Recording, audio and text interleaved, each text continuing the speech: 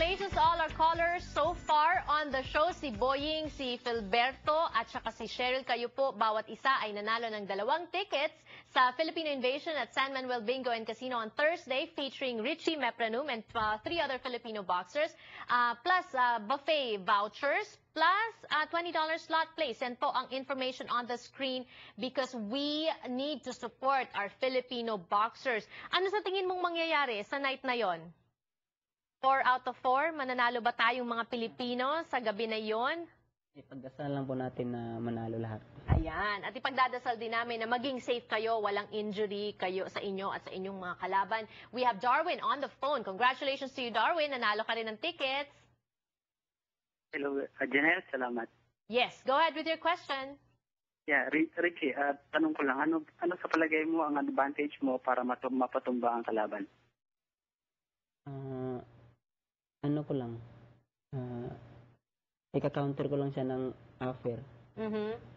Tapos, iwas sa ano niya, sa mga ano niya, suntok niya, kasi malakas din eh. Tapos fighter. Bakit upper? Kasi Hindi yumuyo straight ko combination. Yumuyo ko siya palagi.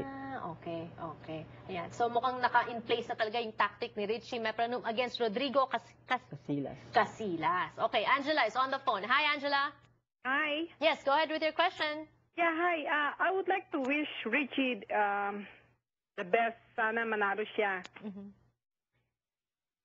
Sana raw manalo ka. Salamat po, salamat. Ayan, sana ipagdasal niyo po siya at sana suportahan niyo siya. Richie, pagka ba pumapasok kasi niya, nakikita natin si Manny Pacquiao palaging nagdadasal, di ba? Ikaw, anong pinagdadasal mo? Nagdadasal ko yung ano, sana dagdagan ako ng lakas ng Panginoon. Saka bilis, sana manalo, walang mangyari masama. And because this is an important fight for you, if you win this and your next fight sa November 11, meron kang chance sa IBF World Title, paano mo pinaghandaan tong laban na to? Meron ka bang ginawa na kakaiba dun sa mga dati mong pag-iensayo? Ano lang, training lang ng maigi. Training na maigi. You're coming off 2 wins. Nanalo ka sa Mexicali, yung fight mo early this year, at nanalo ka dun sa Texas, sa Cowboy Stadium sa Texas, undercard ni Manny Pacquiao.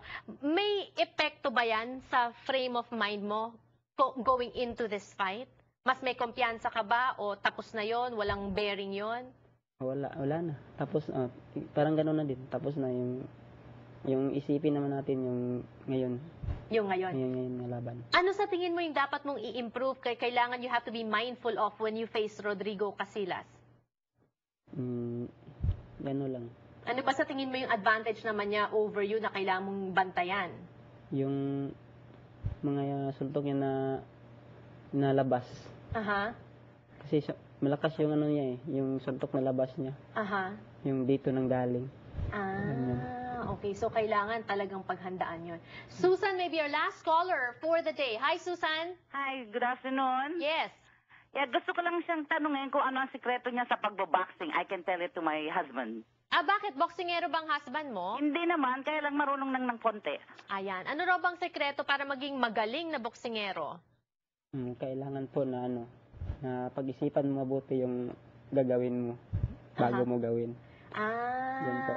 Even sa ring. So, kailangan pag nasa ring ka, mabilis ka mag-isip. Opo. Nangyayari ba sa inyo yung pinaghandaan mo tong tactic na to, pero pagdating sa ring, iba pala, kailangan mo mag-adjust? Opo. Oo. Gaano kahirap yon? O sanay ka na rin sa ganon? Sanay na din. Sanay na kasi marami na akong laban.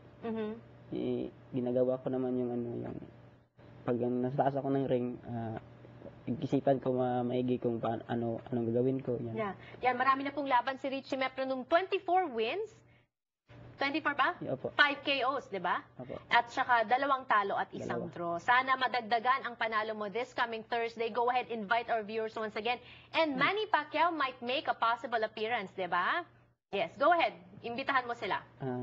Yung gusto pong manood, sana po pumunta po kayo para suporta sa 4 na Pilipino. Andun din si Kuya Manny. Ayan, pupunta rin po si Kuya Manny. And also, don't forget to pray for our kababayan. Sila po ang lalaban para sa bandila ng Pilipinas. So, good luck na lang sa'yo. We're gonna be praying for you, of course. Pero hindi ka pa, sa San Manuel ka na ba nakatira ngayon? Kasi medyo malayo din ang drive, di ba? Oo, pero kailan ka pupunta doon? Bukas po mga alas 11 siguro. Alas 11. Para po dun sa mga nanalo ng tickets today and last week, makikita nyo po sila sa San Manuel, October 27. Thank you so much for joining us on the show today. This has been Janelle Sawyer, kababayan in Los Angeles. I'll see you again tomorrow.